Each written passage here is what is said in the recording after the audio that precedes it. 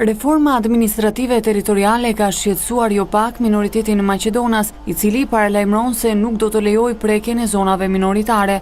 Madje nëse kjo ndodh, minoriteti Maqedonas do të shkojë në referendum lokal. Sekretari i përgjithshëm i Partisë Aleanca Maqedonase për Integrim, Vasil Steriovski, në një intervistë për News 24 sqaron se rikompozimi i njësive vendore në Korçë nuk duhet të prek komunën e Pustecit, pavarësisht se ajo nuk plotson kushtin e numrit të banorëve.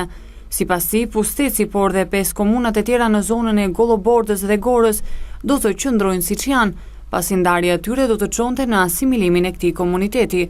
Qofse në fund të shtatorit nuk pranohet, domethënë, dhe komuna tonë bashkohet, ne do shkojmë drejt opsionit të referendumit lokal, siç e parashikon kushtetuta. Në qofse për shembull komuna e Pustecit bashkohet me komuna siç parashikohesh në një version i draftit me komunën Pojan, me komunën Vreshtas, me ca shatra të komunës së Bugarecit, bëhesh një komunë prej një bashki prej 40.000 banorësh, ne do ishim një pakicë minorene atje në atë komunë, jo vetëm që do t'i humbisnim gjithë të drejtat, po pastaj vinte frika e asimilimit që për 20 vite mund të ndryshonte struktura etnike në zonën e Prespës. Steriovski thotë se komuniteti Maqedonas në Shqipëri do të luftojë deri në fund që zonat minoritare të mos preken nga kjo ndarje re territoriale, ndërsa pohon se aktualisht kanë kërkuar mbështetjen e ambasadorit të Maqedonas, atij të OSBE-s, por dhe diplomatëve të tjerë lidhur me këtë çështje. Ne gjithë tani kemi bërë disa kontakte me ambasadat e huaja.